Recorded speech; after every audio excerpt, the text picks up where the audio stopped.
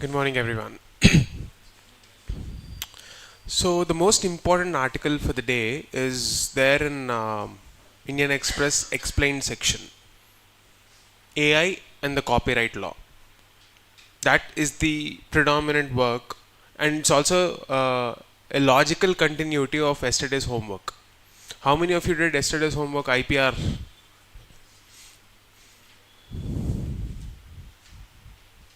IPR. Okay, tell me. What are the different kinds of IPR we have? Patent, patent, copyright, trademark, GI tag, industrial designs, sorry, plan, trade secrets, plant variety protection. Okay, what are the respective laws?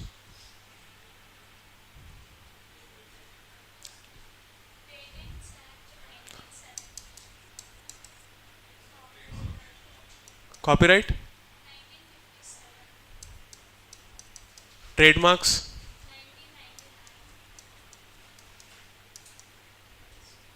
yes, GI tag, please tell me. Industrial design. Did you do this activity? Okay. Do we have a national level policy on our IPR? Yes, we have a national IPR policy 2016. Please read that as well. If you do this, the basic of GS3 syllabus, that is IPR, is over. That's all you need to prepare. Know this, and this, the basics is done. Okay. If you have to extrapolate it and link it to our economy, the concept of ICOR. What is ICOR? Incremental capital output ratio. The level of technology determines the cost. If our technology is tuned towards efficiency, that is where you will reduce the cost of production, and for that to happen we need to invest in R&D. But after you invest in R&D, if you are not reaping the benefits, why will you invest in IPR? Right? So that's why there is a need for a national level policy on IPR. But after AI revolution, the whole framework is gone for a toss, which opens a Pandora's box, and that is where the next set of litigation comes. We are already witnessing that kind of litigation where OpenAI is facing a lot of lawsuits on how the copyrighted material is being used. Okay, let's explore that. But before that, let's go through the headlines. And today, it's going to be a very quick session, short session. But of course, you will have your homework. Anyway, India-US trade talks. Look at the line items where India and US are negotiating on: corn, ethanol, soybean, and dairy. Do you see, with just by looking at these headlines, from the past 1 month, whoever is part of our classes regularly, do you see anything common there? Ethanol, soybean, corn, maize. Why are we talking about only these? There are two reasons majorly. One, the corn and the soybean feed, maize. This is a feedstock for the poultry industry. And two, these are genetically modified crops which might impact, which might or might not, which might impact the local biodiversity. So, is it okay to introduce these into our environment? That is the second dimension. Third dimension is the dairy. If we allow, US dairy products to be flooded in India, what about the local farmers? Because imagine a situation like Amul, which is a cooperative, and it has been feeding thousands if not lakhs of farmers, dairy farmers. If that kind of a model is disrupted, what is the impact going to be like? These are the questions that we need to explore. GS3, animal husbandry, dairy and poultry. That is one dimension that you need to have a clear-cut thought process on. Why is dairy important? Why is animal husbandry important? What is the importance of mixed farming? What is the concept of mixed farming? These are the homeworks that you need to think of. Just go back to your basic textbooks and think of these items. Okay. Now, what is happening here is, there is a tariff war between US and the rest of the world. A very transactional diplomacy is happening, and that has been eroding the value of US position as a global leader. China, for example, its endgame strategy is to completely de-link from the US economy and want to exert its dominance. Yes, US is imposing a lot of tariffs. Do you know how China is retaliating? There are many global brands, like say for example Louis Vuitton or Prada or any brand that has a very pricey tag, right? So the Chinese influencers are going on to platforms like TikTok.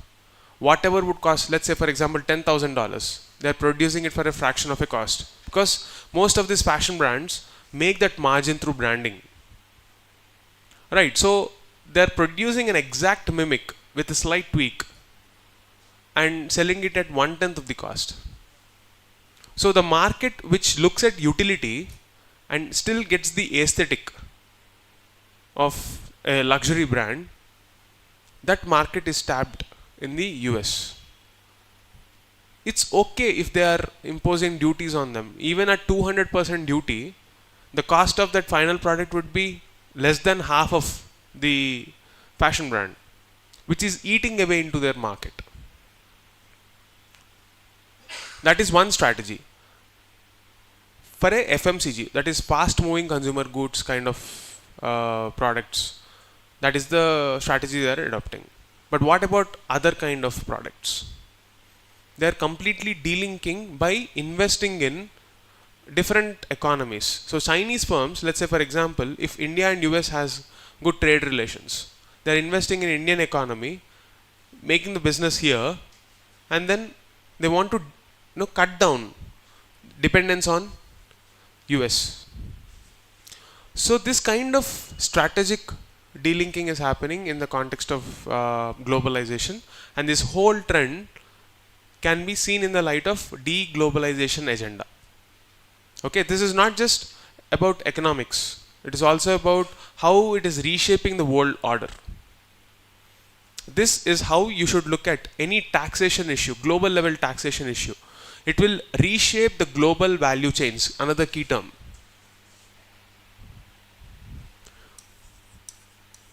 Global value chains. And what should India do?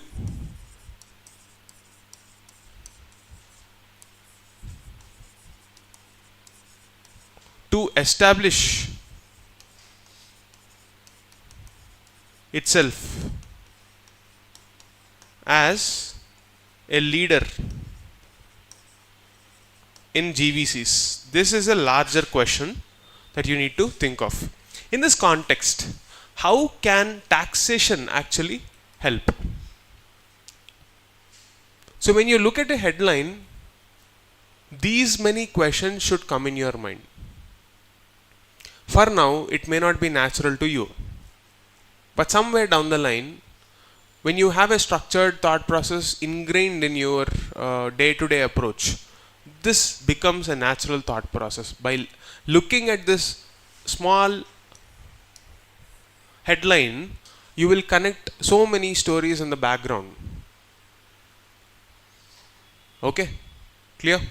So any transaction between a foreign power and India will have not just an economic impact, but also it will reshape the internal dynamics of that country's economy. Right. So, understanding the globalization process through free trade agreements or trade agreements in general and understanding the impact on the society is very important in the context of globalization. GS1, impact of globalization on Indian society. See, this can be seen in the context of how the post LPG era, that is 1991 LPG era, reshaped the Indian society. See, if you are importing a lot of US produce because they're cheap, yes, end consumer is happy, but what about the 40% of population, 40 to 50% of population? That's nearly 70 crore population that is depending on agriculture sector. I'm not just trying to say everyone is doing the same products. Every farmer is not, of course, producing the same imported products, but it will disturb the value chain, because imagine if the poultry industry is affected because there is a long-term shift. Usually, let's say in the year 2025, the poultry industry is dependent on suppliers who are locally available. So you have a list of suppliers and you depend on them. In 2025, there is a Indo-US trade talk which will bring in this poultry feed at a marginal cost. Suddenly, the prices drop, and for 2-3 years, there is no stopping for this trade talks, and everything is perfect. Meanwhile, what happens in the local level? The entire industry is dismantled because someone who is producing soybean, there is no market for them. They are not able to compete. So they move away from this, and suddenly one day the entire industry is disrupted because of some global tension, and then you are at the mercy of someone else, because there is no immediate fix. You don't have local suppliers because the entire industry got dismantled as the market vanished and you are dependent on someone else. What should India do in this situation?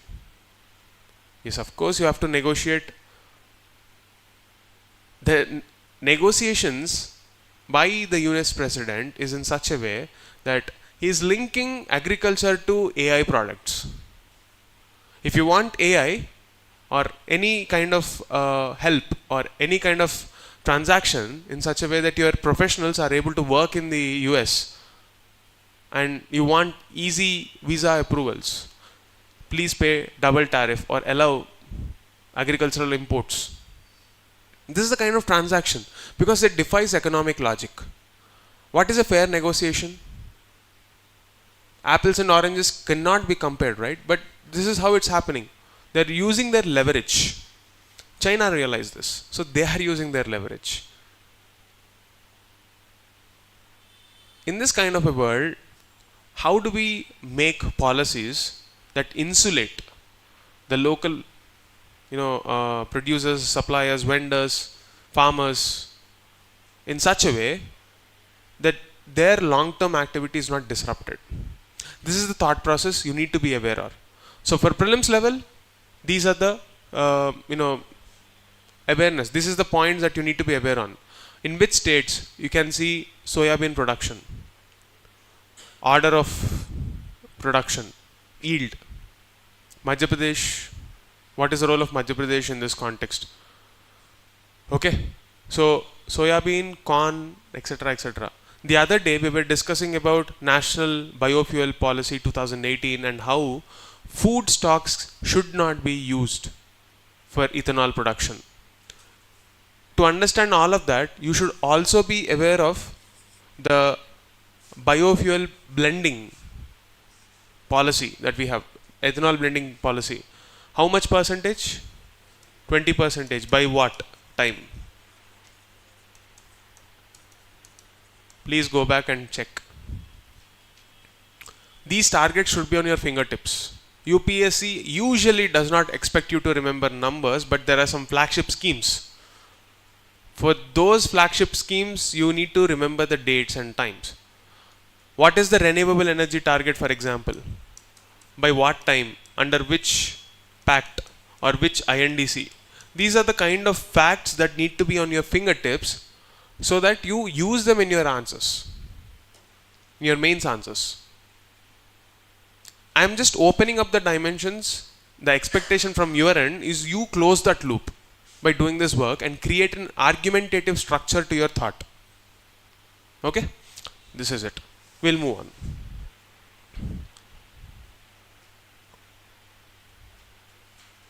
See, read this once.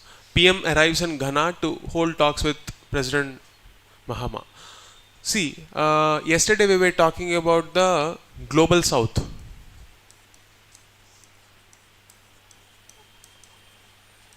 Right? I'm not expecting you to by heart the itinerary of our Prime Minister, or I'm not expecting date-wise arrangement of which country is visited by our Prime Minister in what time. That is not the expectation. But I want you to observe patterns. Because prelims examination is about pattern recognition also. It is not necessary that if you track which countries are being visited by our Prime Minister and track the pattern, that pattern will automatically replicate in the exam, but you're training your mind to think in patterns. Okay, why did the Prime Minister pick only these countries for his 5-day visit? There must be some underlying thread, right, that joins all these choices. That is explained in yesterday's article. Yesterday or day before yesterday, yes, Global South. So, with each country, you have a different lever or different leverage. Let's say if you are going to a South American nation, which is again a part of the Global South, what should we focus on?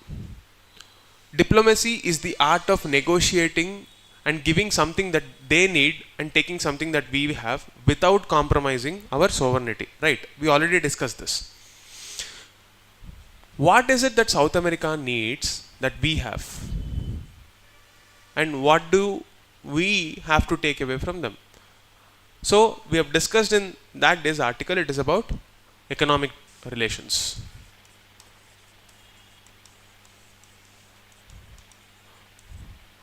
When you go to Africa, what is it that you want to give?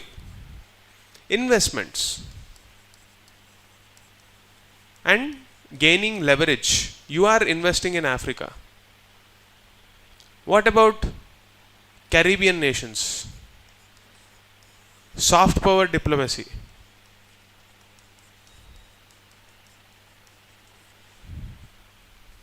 What is the takeaway from this entire discussion?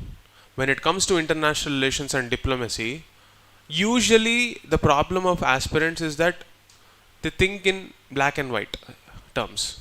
Black and white thinking is there. Meaning, you either take or not take. If you are dealing with a country, if that transaction doesn't happen, it's like, okay, the relations with this country is bad. They tend to overgeneralize. There are no friends and foes in international relations. There are only strategic interests. A very fancy term to say we are all just selfish. So, this is the realist school of thought. And that's not wrong.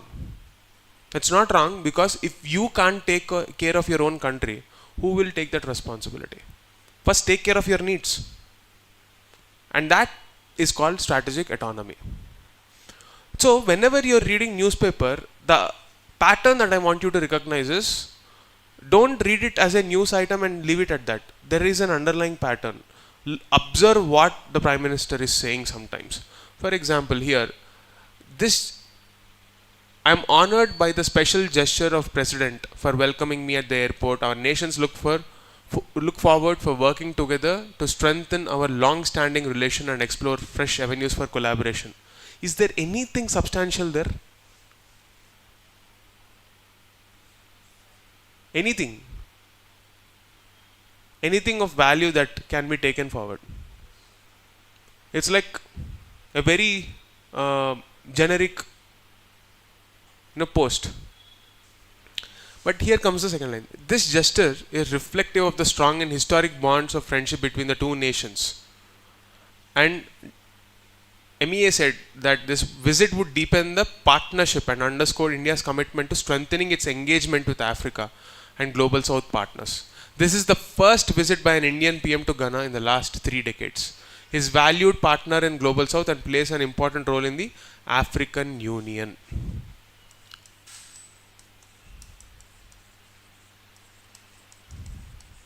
And the economic community of the West African states. Do you remember in one of the previous year questions for mains, there is a very peculiar question. Nobody expected that question. Can you tell me something? There was something on these lines. Comment on the decolonization agenda of West Africa. Who are the famous personalities in that? Like everybody was stumped. Nobody wrote that mains question. I mean, you are not going to prepare in that level of detailing. None of the traditional textbooks will have history of West Africa. Have a look at this point here. Economic community of West African states. There is a reason why the government officials want to visit that region. There is an historic significance for West Africa. What is that? Go to the divisions of MEA.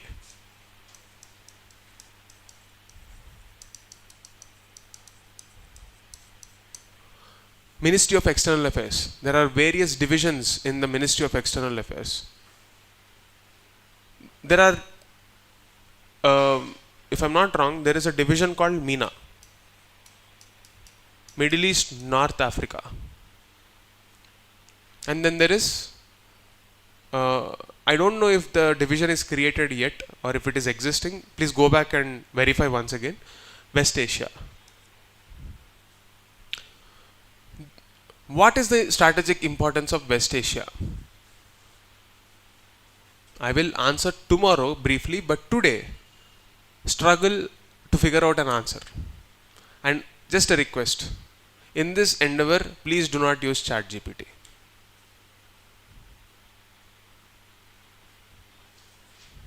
Okay, because what are we doing here? We are not gathering information. We are developing a mental muscle where critical thought and critical questioning becomes natural to you. Today I am giving you questions. The future is not about finding the right answer. It's about asking the right question. Something we know as prompt engineering, right? Even for policymakers, the number of questions you can ask, the number of right questions you can ask in a given scenario to fix the problem will determine your critical thinking and judgment. And that is the direction in which prelims is already moving. And that is the direction in which mains is already moving. The exhibition of your critical thought. So you are no longer parrots where you can just reproduce information. There is a difference between memorizing and learning.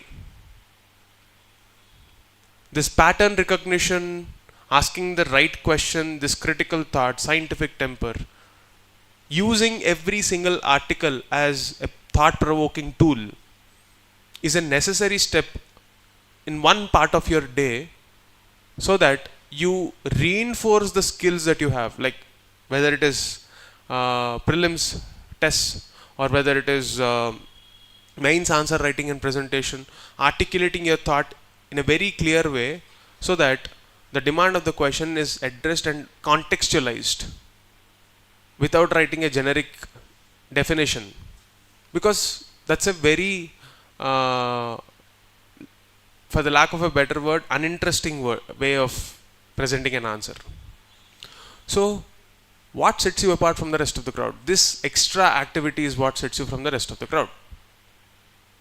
You're all coming early in the morning and taking that extra effort. to sharpen your mind in the first hour of the day. Your mind is fresh. You can think now. Try to do this activity at 10 p.m. You will realize the amount of resistance. Ultimately, the training should be in such a way that whatever energy levels you have now, at least 70% of that should be there even at 10 p.m.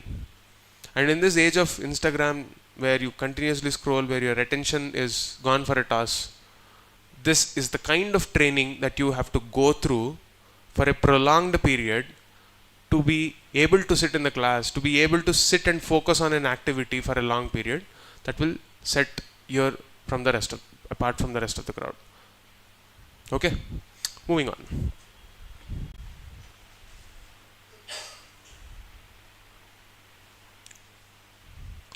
See, the funda here is the fact that something like Pahalgam happened calls for a recheck of our security apparatus. Even after the successful Operation Sindoor, do we have any gaps in our security architecture? If yes, we need to plug them. Nothing new. Is this rocket science? This is common sense. This article is just a reminder of the fact that there is one syllabus issue in GS3 which is reviewing our national security doctrine. This is where we began. Any people from May, you guys are here in the May month as well. Our initial days began with the discussion of this national security doctrine. The importance of a national security doctrine. Okay? You need to learn the ability of looking at the article itself and mentally mapping this article. Take this as a block. This article itself is a block. There is an umbrella term or architecture where you will have, okay, let's say this is internal security. Let's say you are arranging your notes like this: Army, Navy, Air Force, Service, Convergence. Where will this entire article come? Is it coming under Air Force? Is it coming under Navy or Army or Tri-Service? Or just put it there, wherever it is relevant. This ability to put the article under a framework also requires thought process training. And this is exactly what we are doing on our Telegram channel. I give you an umbrella syllabus link and club and cluster those articles. Many toppers have been following that channel and using this in this way. So what is the takeaway of this one article? Not much, probably, in the larger scheme of things, but the ability to force yourself to look at this issue and try to fit it in this architecture of whatever architecture you have gives you an ability to learn how to pick the arguments from any given article and place them in your answers. A structured learning is a prerequisite for quick retrieval, because ultimately in your mains exam you are expected to write answers in 7 minutes and 12 minutes, right? Reducing your response time, not even reaction. Sometimes in reaction you panic and write whatever you know. It is not reaction that is expected. I mean, it is a mistake from my end. I recently realized whenever I am saying reaction time, I react. One student came up to me and said, I am reacting very quickly, I am writing this in 7 minutes. And then I looked at the answer, it was nonsense. It is not reaction, it is response. I am rephrasing my term. 7 minutes response time. What is the difference between a reaction and a response? A well thought out and well prepared. When I look at an answer, as an examiner or an evaluator, I am not judging you by your answer alone. The amount of preparation that goes behind will also impress. Sometimes a presentation which is different from the rest of the crowd shows that you are well read, well thought, because if you want to answer that question and generate content on the spot and rearrange and present it in that way, the amount of clarity you have, the amount of preparation you have done, and the consistency across different answers is reflected through that answer sheet, and it will have an impact. And I am saying this, till now the game has been different.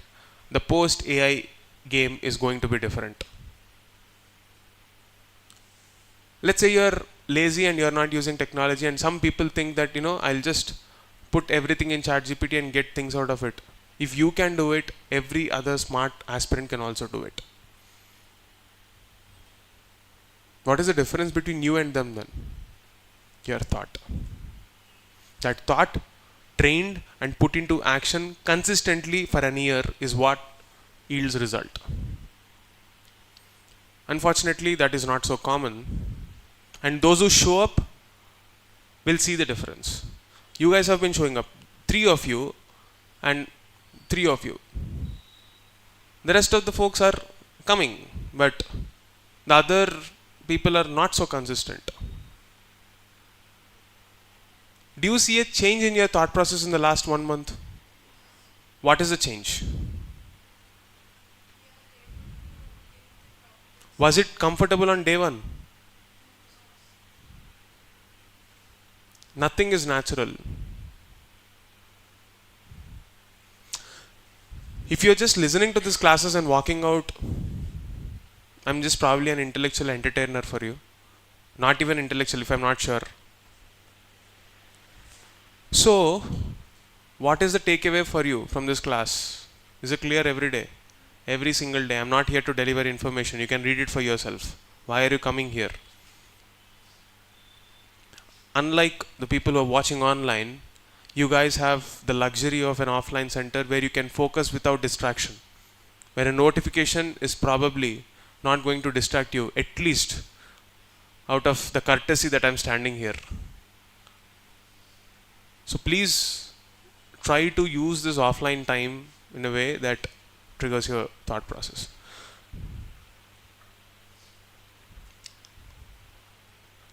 Take a look at this. Again, this data pointer can be reimagined in the narrative.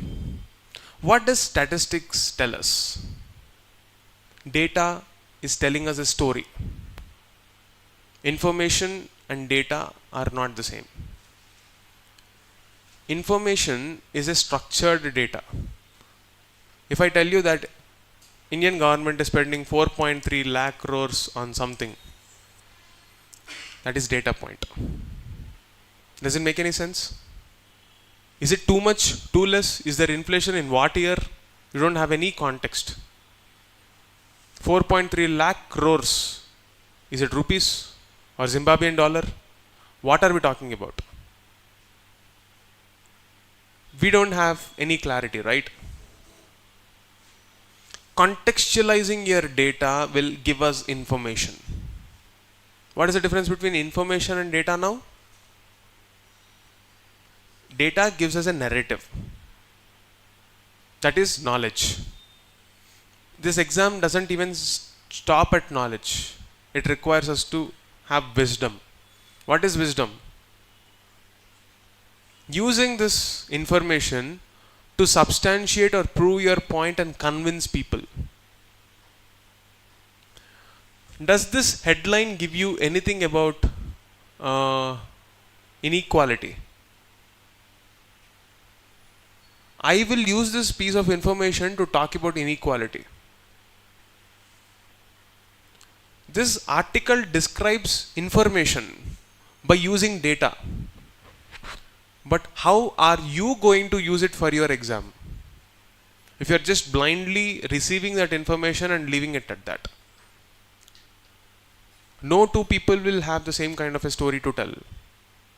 A sociologist will look at this differently from a statistician. A generalist will borrow and steal, beg, borrow or steal ideas from every discipline. And that is the kind of attitude I want you to have. Now, what am I talking about? Let's see. See, the top 5%, if you draw a pyramid, the top 5% is eating less. The bottom 30% or whatever is the number in this, they're eating more. Is this a good trend, bad trend? What do you make out of this? Simple logic. Forget the numbers. What is your interpretation of this story? Rich are eating less, poor are eating more. Ironically, the poor aspire for a lifestyle that is exhibited by the rich, and the rich are replicating the lifestyle that poor used to have. Eating fewer calories is desired by the top 5% because they want to remain healthy. In a hyper consumeristic world, food is the first expense. Look at any family. The minute their income rises, the first thing that will change is their food choices, because that is the easiest way of a quality life, their idea of a quality life. But over a period of, let's say, the post LPG era, where the markets have opened up, over the period of last 35 years, it's time for us to ask, did the opening up of markets actually make us have a quality life, or is it deteriorating? Markets are driven by profit maximization.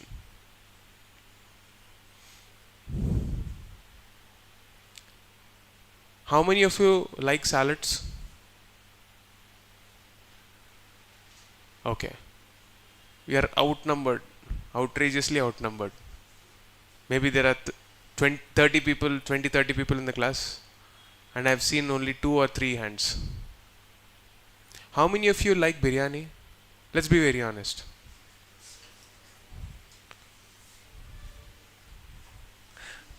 So, what does this tell us? Let's say you have 200 rupees in your pocket today and you have to have lunch. That's the budget given to you. Go have fun. Are you more likely to go to a Subway or Bawarchi? Unanimous response. Because? Why? Your idea of quality life changes with your economic status. And this has, why do we care? Let people eat whatever they want. This will have an impact on GS2, health, GS1, poverty, and the associated social challenges. See, if the rich guy gets diabetes, that guy will be able to afford insulin, which is probably going to cost, the so-called best quality insulin. I don't know what is the quality part here, because it's just a naturally produced thing. But anyway, a good quality insulin will cost you anywhere between 500 to 5,000 rupees. Do you think a poor man who is diabetic will even know he is diabetic? It's like slow death. First, your body starts giving up, you're tired all the time. Then there is nephropathy, retinopathy, multi-organ failure. And only then, after having 2 to 3 decades of diabetes, there are people who realize that they had diabetes all this while. When the body is shutting down, that's when they get to recognize. So, our MOSPI has a social role. What is MOSPI? Ministry of Statistics and Program Implementation, and the respective surveys are supposed to collect data, transform that data into information, and the think tanks like Niti Aayog will contextualize that information. Okay? This is what you need to read. Please read this. It's an interesting article. You don't have to mug up. We are coming up with the household expenditure survey for the first time, and it has an implication in various things, various policies. Where will you use it? We are yet to figure out. But the fact that we are coming up with this for the first time, you should be aware of what is a household consumption expenditure survey. Why are we doing this? What were we doing before this? Go to MOSPI, Ministry of Statistics and Program Implementation. See the various bodies under it. What are the laws that regulate this statistics collection? Is MOSPI collecting data for census, or is it under someone else? Be curious about all of this. Go and check. Okay? Moving on.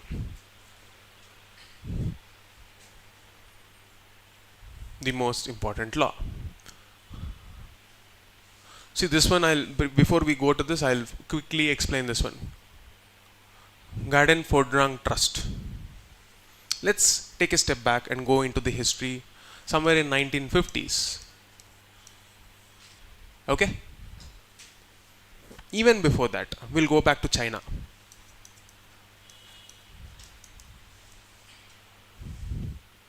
China was undergoing a revolution just after the World War. World War II ended.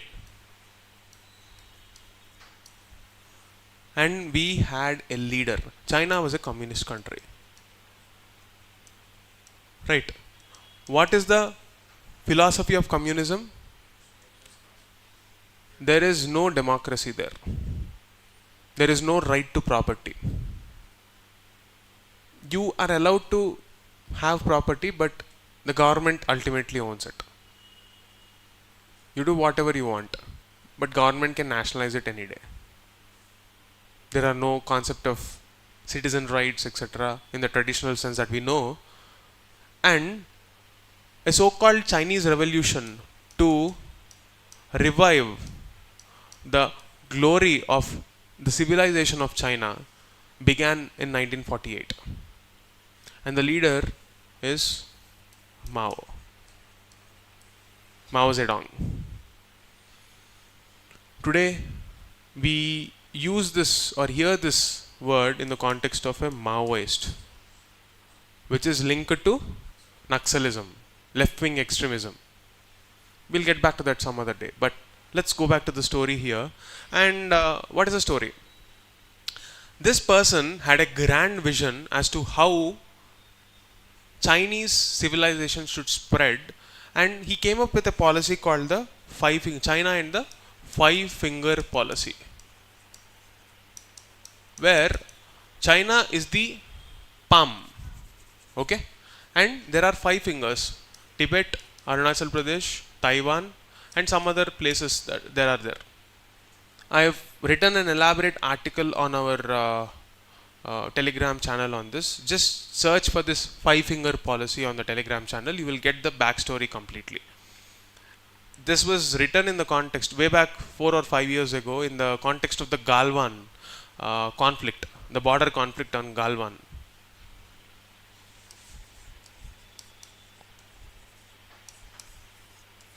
So what happened in 1950s? Because China believed that Tibet belonged to China, they almost annexed it. Tibet is predominantly a Buddhist place, and they have a theocracy. Theocracy as in the government is headed based on religious principles. Whatever you're seeing here, Garden Fordrang Trust, is actually the erstwhile Tibetan government. When China was trying to annex them, refugees came into India and settled in Dharmashala. So this present person, Dalai Lama, who is the head of Buddhist thought, and also they exert influence on Tibet. But the fact that Tibet is no longer in control of these people, and China is officially trying to impose a heir after this person, there is a conflict. Who is going to be the successor after this person? Because he is 90. After him, who is going to be the successor? This is the question. Why do we care as UPSC aspirants? You need to have an agenda to understand and read this article, right? Otherwise, we won't do it. We are not that curious anyway. Tibet and Tibet Autonomous Region is strategically important because, one, it is right next to India, and if China completely exerts influence. It's like having a very serious threat just in our neighborhood. We don't want Tibet to be occupied by China. And the control over Tibet is very important for China to exert that influence. So, legitimacy in power. This is the concept you need to understand. Just because you come and force people there, you are not going to gain legitimacy. You will be accepted as a leader when people accept you. People there don't accept anybody else except Dalai Lama and the institution of Dalai Lama as the leader. China realized that and is trying to force someone from that region who is like a puppet in the Chinese government to be placed there. Usually, how Dalai Lamas were selected was through the principle of reincarnation. They have their own religious philosophy to identify the successor, and that's how it was been. Okay, so from a strategic standpoint, and also to safeguard our image as a soft power diplomacy based nation, we have to intervene in this. The usual stance of India is non-interventionist. We don't want to intervene in anybody's internal affairs, and this has been the case right from non-alignment movement days. You have this so-called Panchashil policy. Go back and read that. Then just read the Wikipedia page of Panchashil.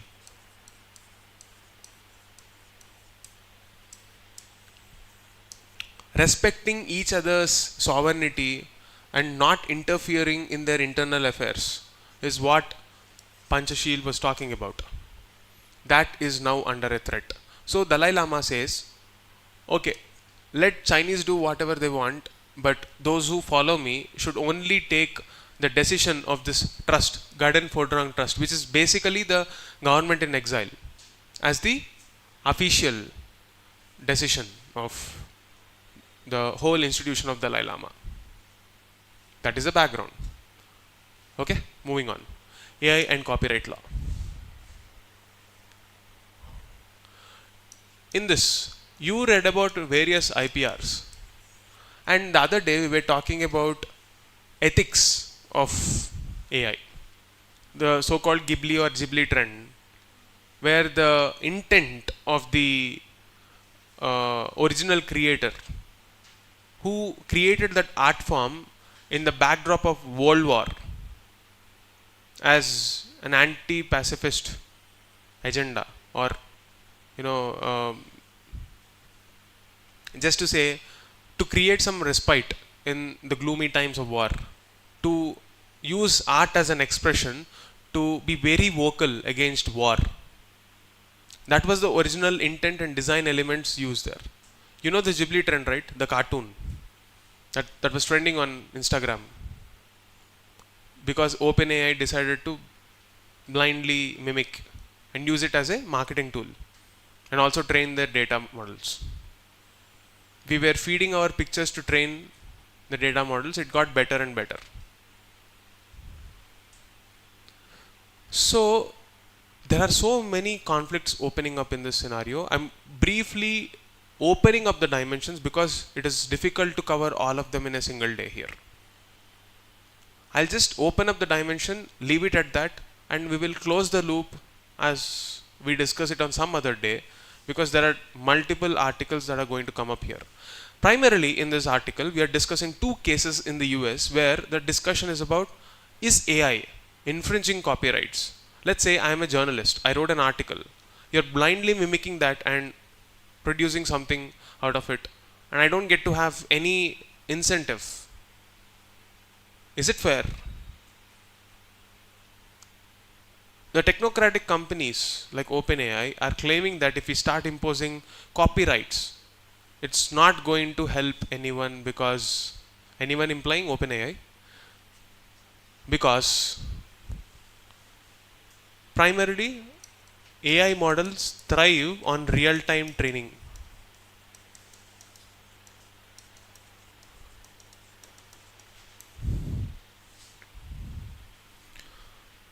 Also, there is a danger of something called algorithmic bias.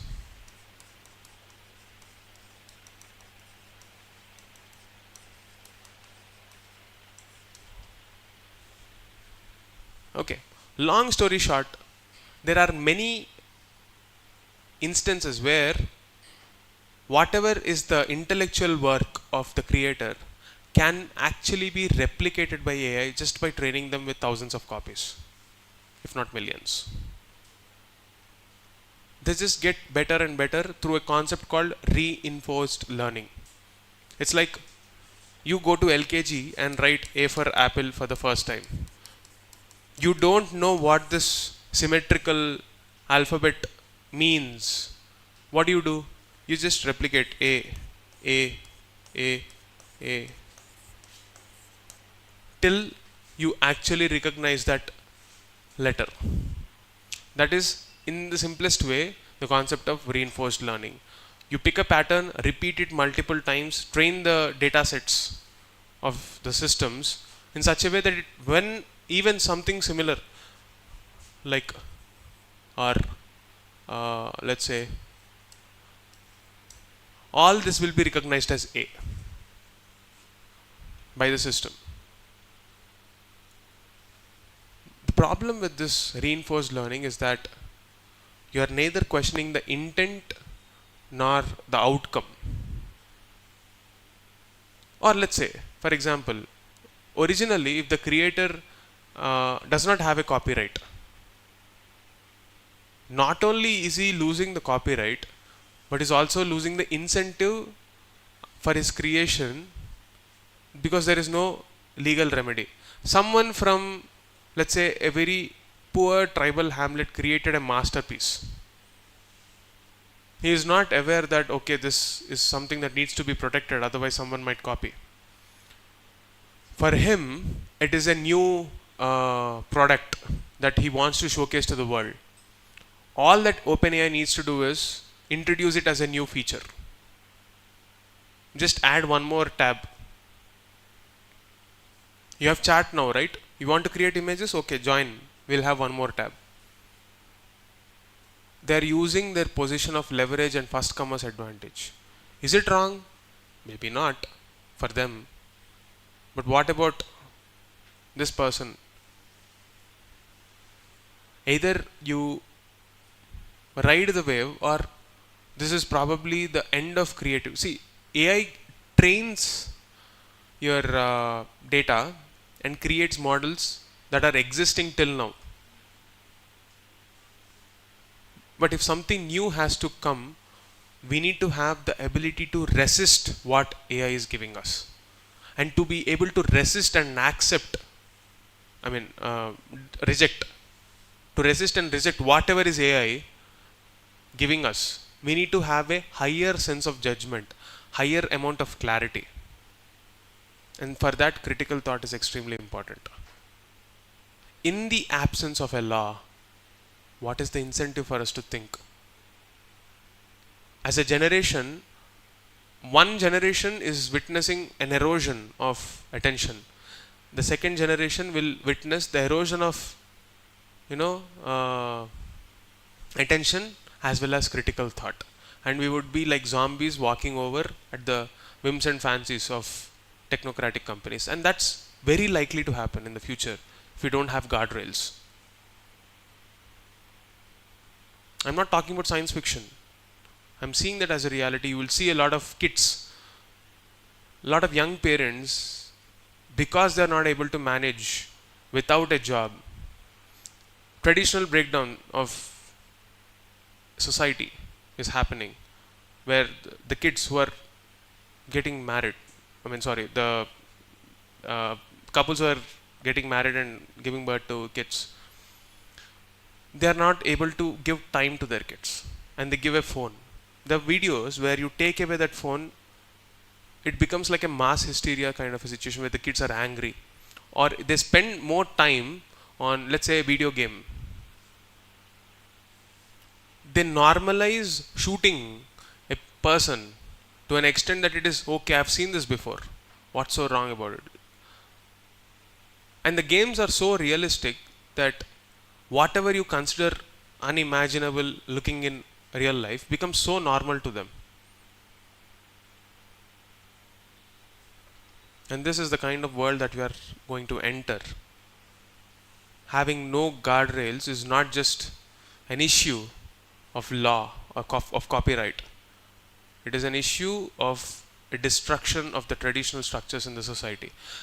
On sidelines, I'll just tell you one more narrative, an interesting narrative. Back in 1950s, just after the World War ended and the US economy was back on track, a single person earning was good enough for a household. Then came the whole narrative that women are left behind. It is true. Definitely it is true. The kind of disrespect women received was universal because of the traditional patriarchal society. So the antidote for that was putting women in jobs.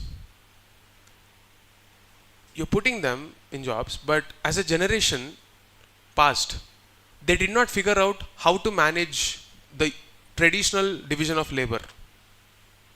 And now this created care economy, something called care economy. What was considered to be natural for a family now transformed into another economic avenue. For example, child rearing is something so natural for almost entire human race throughout our history. Now, two working parents, even if they are working full time, they cannot manage without a nanny or a creche in their office. So the kid spends half of the time with the phone and rest of the half time with nannies. And tomorrow, a generation later, we are wondering if they will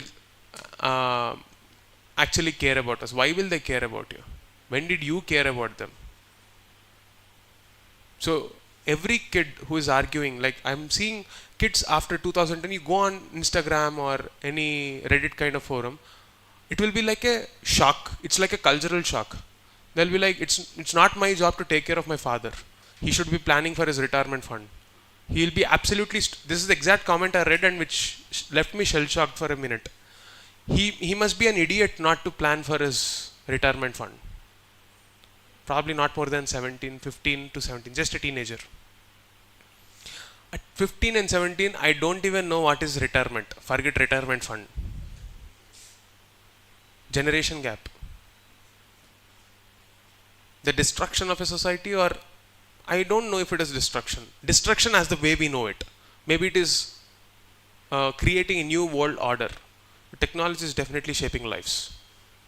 Not just economic relations, but also social relations. So much to think about. Start with this article, and as a series, we will continue. That's it for today. See you tomorrow.